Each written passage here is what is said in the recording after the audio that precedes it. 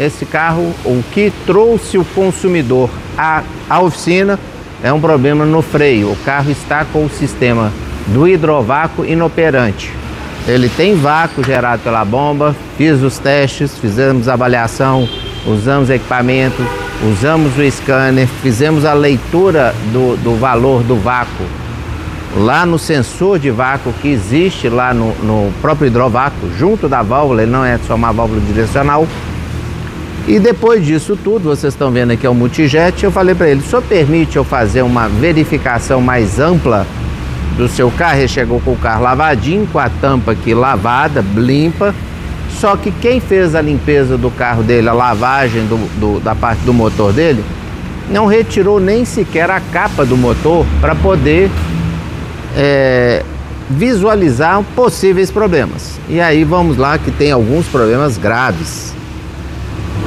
Verificar problemas frequentes, então aí nas tomadas aí o Lucas vai mostrar que eu estou apontando aqui, para a bomba de vácuo, eu tenho sempre com uma frequência absurda, ou seja, quase que todos os carros têm um vazamento na junta metálica da bomba de vácuo. Ela está sujando tanto que ela está jogando o óleo lá para baixo, na parte toda escorrendo o óleo. Isso pode às vezes confundir com aquele outro vazamento, às vezes também não desejado, né? Nenhum vazamento de óleo no carro é desejado, que é o vazamento lá na parte de baixo que chega a vazar entre o bloco do motor, então no retentor do virabrequim, da interface entre o bloco do motor e a parte da transmissão.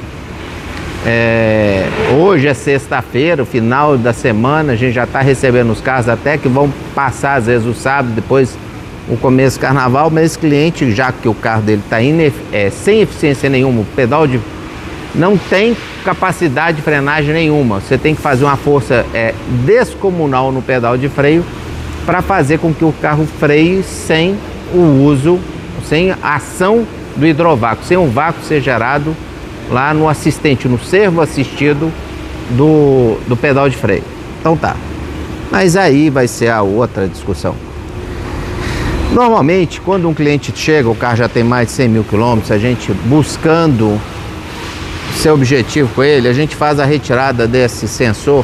Aqui está ilustrando ele nessa posição aqui, ele fica montado nesse local, mas lá no carro ele fica bem numa posição um pouco chata de desmontar. Então essa peça é o sensor de pressão e temperatura que faz a análise o tempo todo do ar que está fluindo, os vapores, tudo que está fluindo, como se fosse o ar pressurizado da admissão para dentro do motor.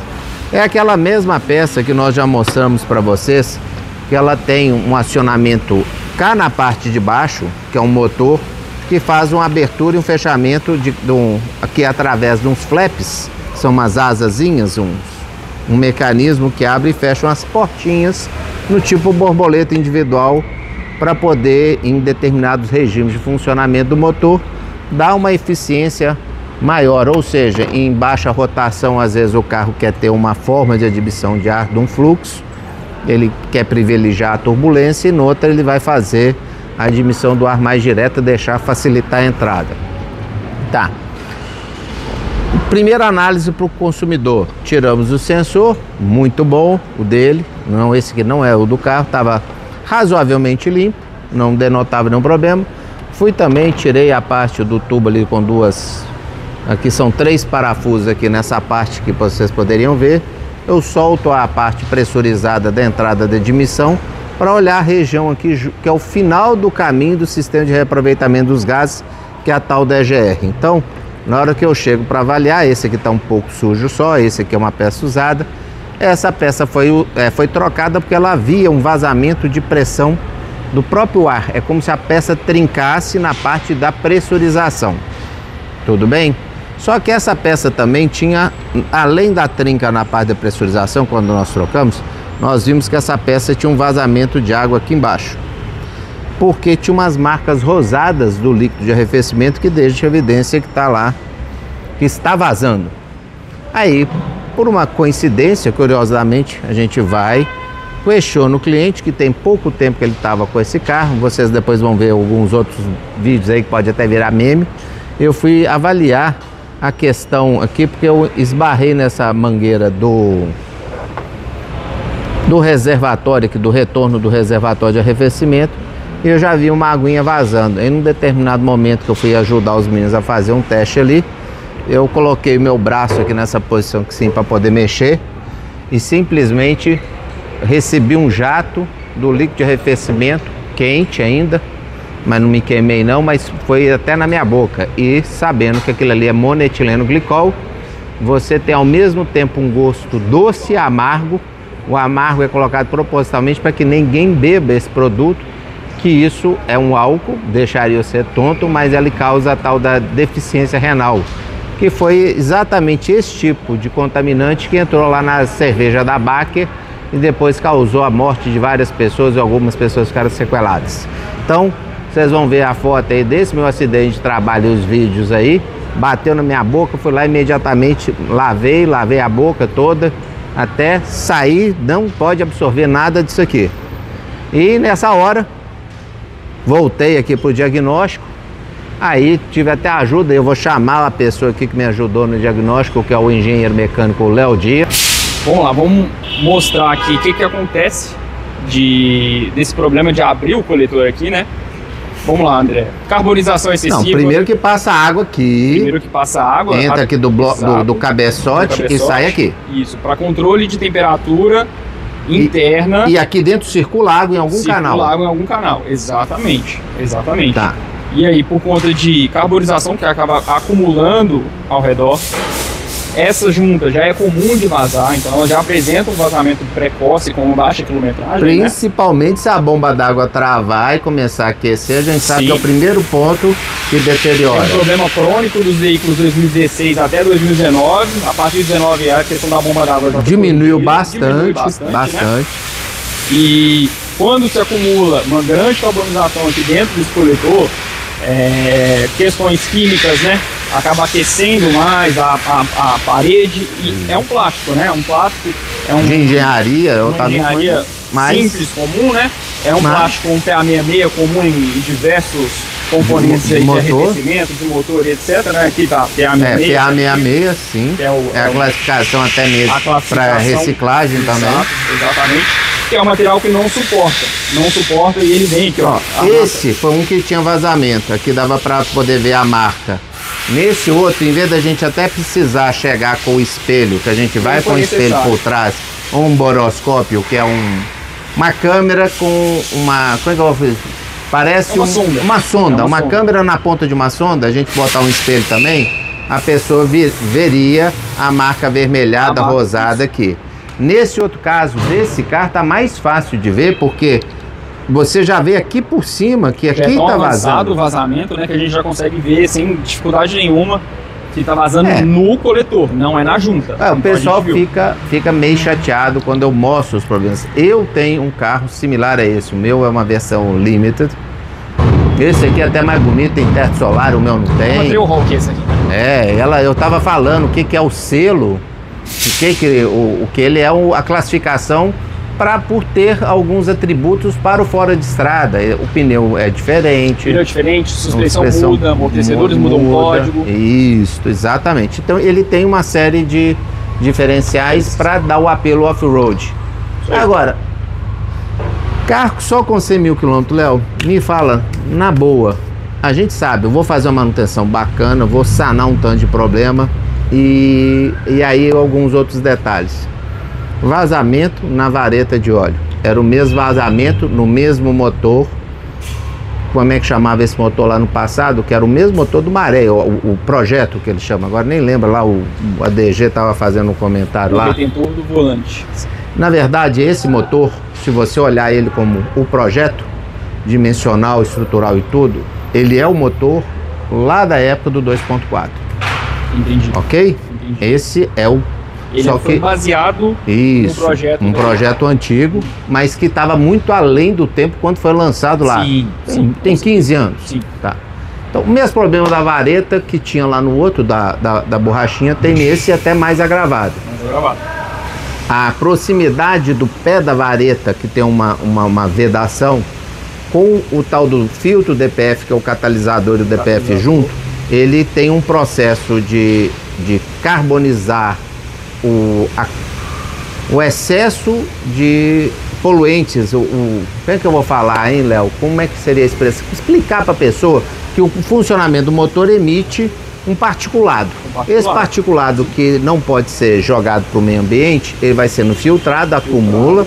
O carro tem um processo de aquecimento e queima, né? Faz uma pós-injeção de ele joga para poder diesel lá dentro, para queimar aquilo lá. Isso. E aí nisso ele, apesar de estar jogando diesel afora do tempo correto, o resultado final da emissão de poluentes é menor. Aí eu vou pedir até pro meu colega que está ali atrás das câmeras juntar um videozinho aí bacana que eu fiz aí o dia para ele, que eu estava tentando explicar para ele o problema que o pessoal está remapeando o carro. Não é para ganhar potência. Os carros estão dando tantos problemas de bomba, bico, e que a pessoa descobriu que o diesel S500, por ter mais enxofre, que é um lubrificante natural, ele vai evitar desgastes mecânicos de atrito e às vezes entupir um bico. Mas o diesel S500 só tem 42 cetanas, que é a capacidade, vamos falar assim, explosiva de geração de energia do diesel S500, contra os 48 cetano que tem o diesel S10, que tem menos enxofre. Isso. Mas eu tirei o enxofre, não compensei essa retirada de enxofre com uma aditivação como o europeu fez. Eu tenho um combustível que ele tem uma menor lubrificação, só que ele é mais potente. Ele é mais potente e gera o resultado da queima final também é muito mais limpo. Mais limpo. Isso é Enquanto o S500 é um que gera mais particulado, gera mais carbonização. Então assim, a fabricante recomenda o S500. Não, certo é o S10. O certo é o S10. Isso. O meio ambiente é S10. A norma, o carro foi homologado para usar o S10 e com todos os dispositivos. Isso, porém, a longo prazo, a gente vê que o dia a dia, o pessoal está enfrentando tantos problemas que o pessoal anula o DPF, EGR, faz remapeia para poder compensar a perda e não ter acendimento de luz. É cheio de maracutaia, gente. A gente aqui abomina esse tipo de questão, e quando eu pego um carro com qualquer tipo de tratamento, eu faço questão de nem atender. Lembrando que é um crime ambiental, né? É um crime ambiental, é isso, gente. Mas aqui a gente está tratando do dia a dia. Esses carros ainda não estão nessa situação. Pessoal de caminhonete, Ranger, todos os carros são passíveis a GM, isso, né? Mas é mais comum a Amarok. A Amarok tá com o problema da tal da CP4H, no CP4.2. Esse aí o pessoal tá remapeando igual água para poder fazer isso. 2.0, né? As GM S10, Hilux também, todos eles. O problema acontece porque é um problema? Não, é previsto isso acontecer. Porém, alguns carros, como a linha Jeep Fiat, estão acontecendo muito prematuramente.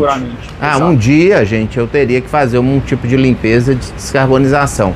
Não em carros quando a gente pega com 24, 30 mil. Esse aqui com 100 mil, ou ele já foi limpo, a gente não conhece o histórico desse carro. Isso. Mas se ele já foi limpo, ele está razoável ainda, ou espero que alguns não tenham. Hoje eu tirei esse sensorzinho do meu lá para poder avaliar e tô com medo de soltar a admissão e olhar ali para falar assim, não, vou ter um prejuízo aí por volta aí de uns 9.500, que é a intervenção junta, correia, solta tudo. Aí numa dessa, na hora que você solta a bomba de alta ainda, você descobre que você tem um vazamentozinho. Descobre um vazamento no retentor do eixo. Porque o retentor não está sendo lubrificado adequadamente por causa do diesel S10. Ele não tem a lubricidade suficiente para que deslize o eixo com a vedação no eixo da bomba de alta, gera um desgaste, come o eixo e começa a vazar o diesel. Isso. Então, gente, não é que é uma coisa natural, normal, é uma deficiência. Tá? O europeu colocou aditivo para compensar a retirada do enxofre. Sabendo, o Brasil está no diesel S10, o americano está no diesel S5 e o europeu está no diesel S2,5. As normas, por causa disso, então cada vez que eu retiro enxofre, eu reduzo muito mais a capacidade de lubrificação até mesmo desses elementos rotativos que estão em contato lá. Isso aí. Galera, não sei se ficou bem claro para vocês, esse carro para mim está sendo uma surpresa, para o proprietário também foi uma surpresa.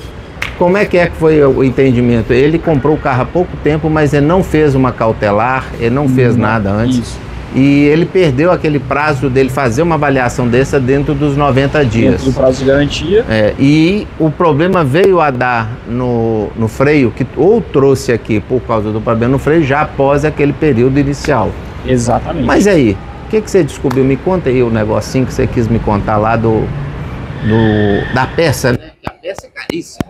A peça é caríssima e foi já substituída. Então ela sofreu uma atualização de código. Por um motivo que a gente ainda desconhece. Pode estar relacionado eventualmente à membrana interna furar, alguma falha de produto, alguma melhoria. Tiveram que implementar. Tudo que eles corrigem, gente, eles falam que foi melhoria, não é isso? Exatamente. Então tá claro lá que a parte é substituída. Então a gente sabe que tem um código de alteração. Tem alguma outra tomada aqui que a gente vai conseguir pegar pro pessoal aqui e mostrar alguma questão? Difícil. Então vamos lá, gente. Agora eu vou resumir. Problema no hidrovácuo, problema na mangueira que tá vazando. Ou reservatório, né? A gente ainda pode ser, ele tá achando que tá trincado. O reservatório tá trincado. Pode ser. Problema de vazamento na junta da bomba de vácuo. Isso. Problema de vazamento na junta do cavalete do abastecimento do óleo. Esqueci de falar isso. Esse também está sendo comum. O local ali onde que flangeia o local de botar o óleo no motor tá também com vazamento. Aí foi esse aqui que é vamos falar, deve ser, não é tão, esse é caro, esse problema é caro, e o problema do hidrovácuo é caro. O hidrovácuo é caro. Essas juntas da bomba de vácuo, do cavalete ali do abastecimento de óleo, dependendo de onde você compra essa peça também, são relativamente baratos. Em concessionária, a gente sabe que é uma peça de um preço absurdo. E na grande maioria não tem disponível a ponto. Ele quis arriscar tirar a capa da correia dentada para conferir? Não, pois de acordo com ele, tem histórico do antigo dono, que em torno de 1 ano foi feita a troca da bomba d'água e a troca da correia dentada. Então é isso, esse carro é a cada 3 anos, e agora eu não me lembro a quilometragem, se era 80 ou 120 mil. Se eu não me engano, esse aqui ainda se mantém 80. Esse aqui ainda não é atualização para 120. Isso, é 80, né? 80 ou 3 anos, depois mudou para 4 anos ou 120 mil quilômetros. É isso, galera. Isso aí. Agradecer a todos vocês aí que estão aí nos acompanhando. A gente às vezes faz um conteúdo mais longo e sempre pedindo a questão do que virou aqui brincadeira aqui na oficina, que é o CCC, que é curtir, compartilhar e comentar. Isso aí. Muito obrigado a todos vocês.